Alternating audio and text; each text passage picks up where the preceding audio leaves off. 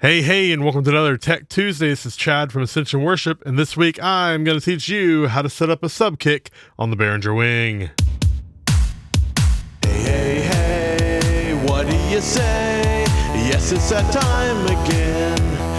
It's Tech Tuesday.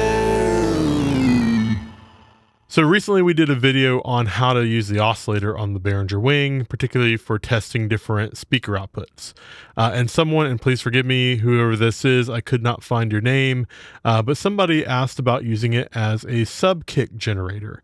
And this is something that was pretty popular with the Behringer X32 a few years back, but I just really never got into it because on the X32 and some other consoles, it's a little bit wasteful because one, you have to eat up your one and only oscillator, you have to burn a bus, and you have to, of course, burn a channel. However, on the Behringer WING, you have two oscillators to work with. You do not have to use a bus, and at least for me, I've got plenty of channels to work with. So this past week at camp, we gave it a try, and it seemed to work really well, so let me show you how to set that up. All right, so we have a Behringer WING connected, but this is the Wing Edit app on here. I'm just going to show you the two channels we're working with. We have our kick channel, which I've relabeled as kick mic, and then we have an initialized channel. The only thing I've done is given it a color and a name, and it's our kick oscillator, or our kick osc, because it kicks osc. Okay, enough of that. But otherwise it's an initialized scene. Now, the first thing you want to do is mute this channel in case it's going to anybody's ears or the house. It will be very loud for a moment. So we're going to mute it. Then we're going to go home and to our inputs tab. For both main and alternate, we're going to go to oscillator, oscillator 2. Again, we'll do that for the alternate as well. Okay. And currently it sounds like this. Beautiful. All right, what we want to do is pitch that down. So we're going to go to routing. This center button up here is your sources.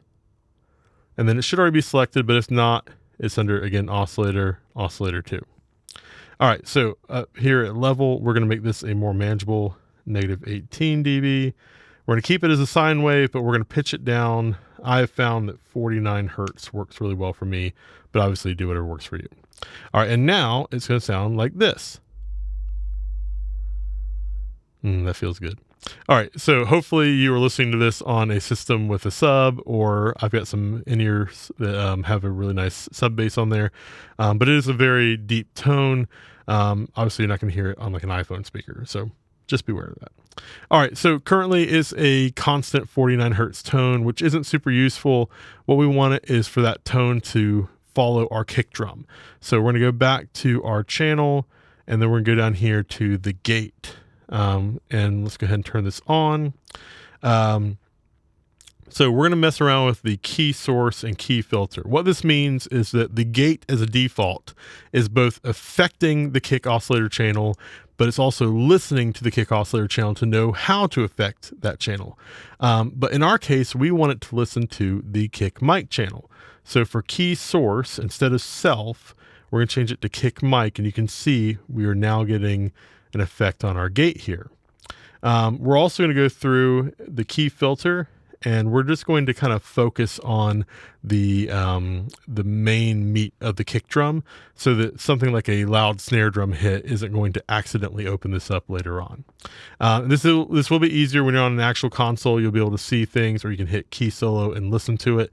I do not have that set up today, so I'm just going to go off of what I've done in practice, and we're going to go to bandpass filter, and somewhere around 90-ish hertz seemed to work pretty well, and then we'll just tighten that up a little bit.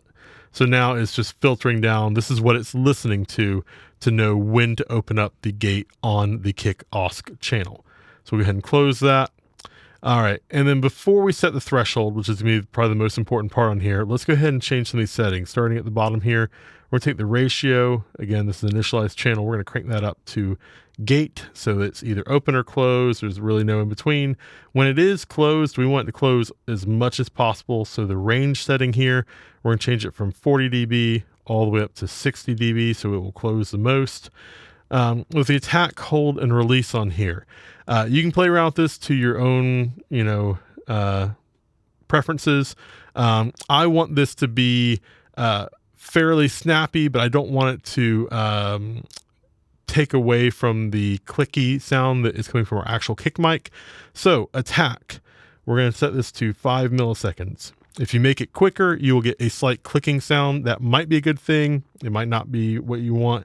In this case, again, I want that to come from my kick mic. So 5 milliseconds is where you start to lose that click sound. Hold, we'll set to 50 milliseconds. Release will also be 50 milliseconds. If you want more of an 808 tone, you can make this release longer, somewhere around like the 200 millisecond range, and you'll get that really cool boom, boom, boom sound going. But for live usage for a worship band, you want it to be pretty quick, especially if you're in a lively sounding room or if your drummer does some pretty quick kick hits. You just want this to kind of give your drum a little bit more oomph. So this is what works well for me. Again, 5, 50, and 50. Okay, cool. So now that we have all that going, you can see our little meter on here is popping really quick. So if we crank our threshold up, you're not going to hear the oscillator at all because it's not being triggered by the kick drum. So we're going to lower this down until we start to get a pretty consistent kick here. Okay, and that now sounds like this. Cool. All right, so here is our original kick drum. So what I'm going to do, if you watch my mouse down here, we will start by hearing the kick mic by itself, and then I will throw in the kick osc, and you can hear how it fills that in some.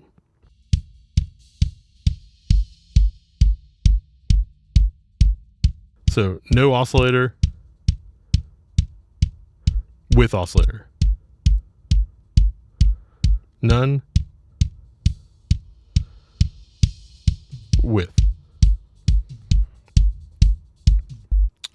And there you have it. All right, so you want to be really careful with this. Obviously, kind of blend it into taste. I've got it a little bit hotter than I would probably run it just to try and make this YouTube video as obvious as possible. Right now, we're about 5 dB quieter than the kick mic.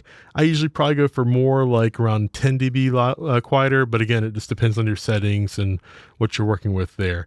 One thing I want you to be careful of, if you're sending this to people's in-ears, again, I use an initialized channel to start this off with. So you see this little red dot here.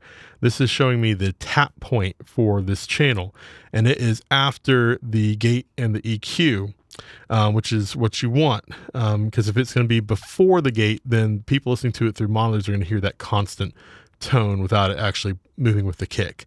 If for some reason your red dot is before the gate, go down to your sends tab up here where it says tap point.